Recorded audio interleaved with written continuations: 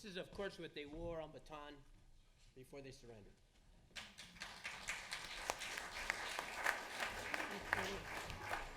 Okay, my name is Connie McHugh, and Cecilia has me down as co-chairman of this conference, but really, I do anything Cecilia tells me to do.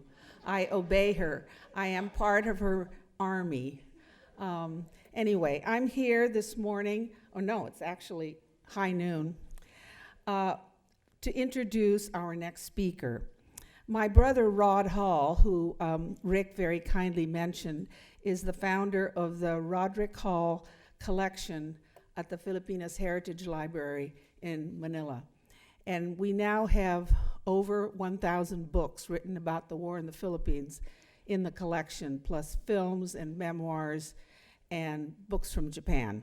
Anyway, Rod wanted to be here, but he lives in London and he couldn't come today.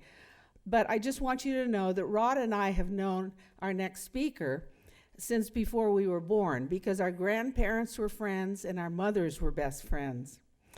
And here we are as children.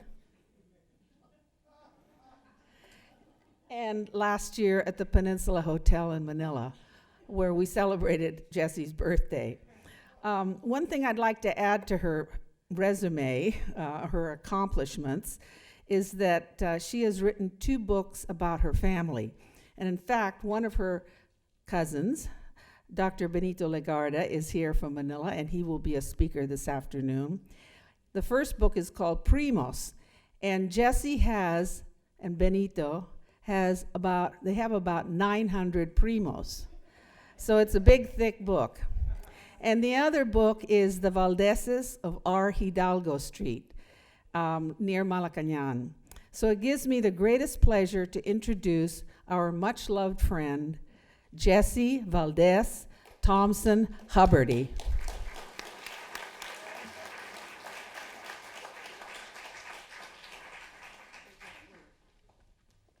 I look a little different now, don't I? Where do you want to sit here? Is that okay?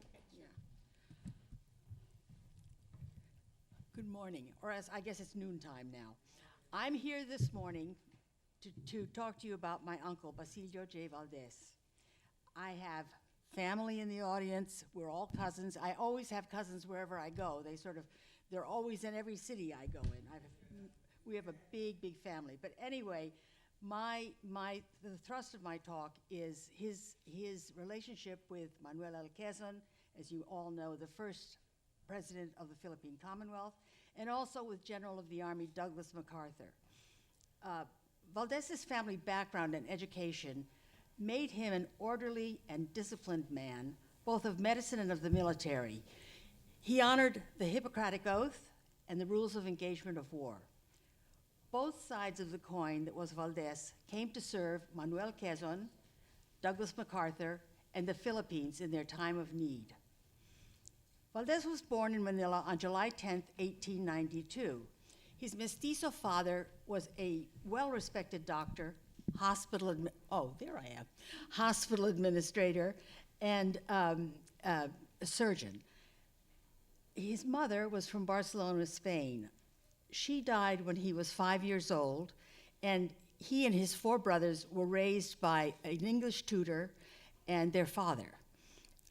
The young Valdez was schooled wherever his father's career took him, which included Hong Kong, Barcelona, and finally in Manila, the San Beda and Santo Tomas University, where he graduated from medical school. Aside from all of this, he was a very cultured man who, along with being a medical doctor, was an accomplished horseman, played the piano at the concert level, and was a lover of great art. Shortly after he graduated from medical school, World War I broke out, and although the Philippines had nothing to do with the war per se, Valdez wanted to contribute. And so one day he was in a place called the Cable News America, which is how they got the news from the US, and he ran into Don Alejandro Roses, who said to him, well, go and offer your medical expertise. So he used the small thing that he got from his mother, the money that he got from his mother, and took off. And he was to offer his services to the British. When he got there, the British didn't want him. So he thought, well, I'll try the French. They wanted him. They put him to work in a medical hospital and then in a larger hospital, and he became chief surgeon. He felt, when the U.S. came into the war, he felt honor-bound as a member of the Commonwealth to work for the Americans. This was a problem. He was not a citizen. However, somebody suggested the Red Cross, so when he went for his interview with the officer of the Red Cross, the officer said to him, Valdez, he said, "Are you an American?" And he answered honestly. He said, "No, I'm not." The man looked at him again. He said, "I'll ask you again. Valdez, are you an American?" And he kind of looked at him and finally said, "Oh, yes, sir, I'm an American."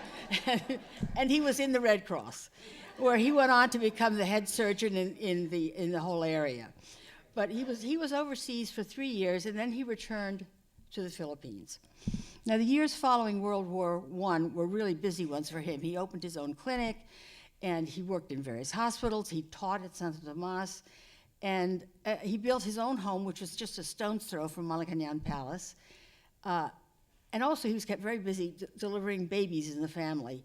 I was one of them, and he and his brother-in-law really delivered half of Manila in those days.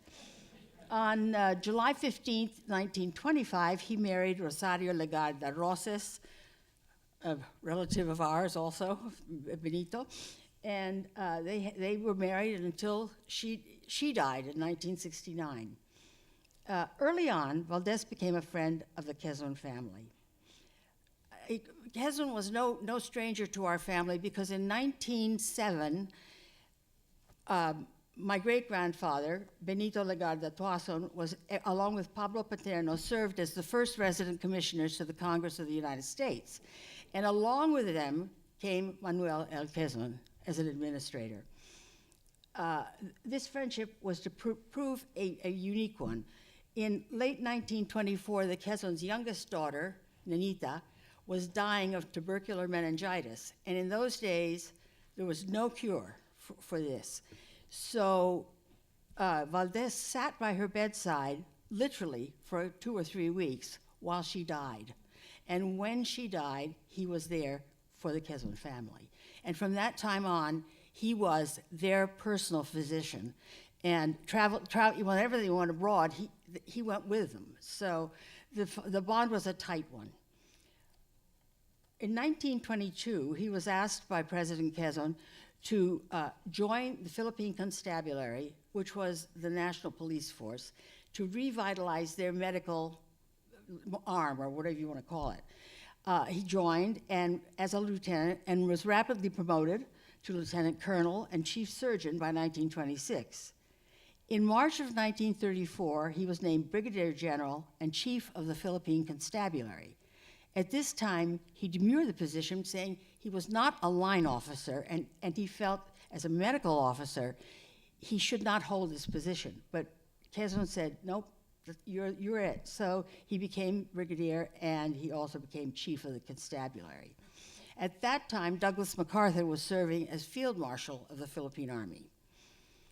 So at this point, his professional and social life began with MacArthur and with Major Dwight David Eisenhower, who at that time was assigned to MacArthur's staff. Both men enjoyed the company of Valdez, but more importantly, he was held in great respect by them, and this counted greatly for my uncle. It was very, very important to him. And in fact, Eisenhower sought his personal counsel on several occasions. As most of you in the audience know, MacArthur's name is deeply intertwined with that of the Philippines. His father, General Arthur MacArthur, and he both were given medals of honor from the United States of America for their service in the Philippines, the first father and son to have this honor. Dwight Eisenhower was attached, as I said, to MacArthur's staff. Mamie didn't like the Philippines. She didn't like the heat, and she wanted to go home. So she went, and she left Dwight Eisenhower on his own for 18 months, and during that time, very often he dined with the Valdez family. While the MacArthurs did socialize, it was generally at very large events, balls and dinner dances. although Jean MacArthur was a very gracious hostess. By late 1939, as people have said here earlier, the Japanese were advancing. They were in Manchuria, they were into China, and people in the Philippines were beginning to worry about the war on their horizon. MacArthur had a plan in place, what to do if the Japanese attacked.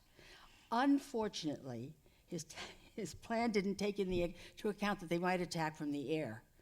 And so he was caught with the whole Air Force at Clark and what have you, and in McKinley, on the ground, and the Japanese decimated it. And so they had to go to Plan B. MacArthur was Valdez, who had been at a party the previous night, that would have been December 7th, was awakened at 4 in the morning by General Sutherland, who was the aide-de-camp of MacArthur. And he said, "General Valdez, Pearl Harbor has been attacked, and we are at war with Japan." Valdez was stunned by the news. President Quezon, who had by this time been president for 6 years, had early on seen the potential in Basilio Valdez. He had kept an eye on his career and also had helped further that career. Now, all the trust that he had put into Valdez was to pay off. Quezon at this point was really a very sick man. He had several tubercular specialists that were working on him and treating him for this, but Valdez remained his personal physician, and it was to Valdez that he turned in all matters medical. On the day of the Japanese sneak attack, President Quezon was in his home in Marikina, which in those days was like 2.5 hours away. Marikina today, without traffic, could be 20 minutes away, but as most people here know, a couple of hours will get you there. I mean, it's unbelievable. At his time, it had fresh air. It had all that would help somebody with a lung problem. So that's where they were, and he didn't want to leave. President Quezon said, "No, I'm staying here."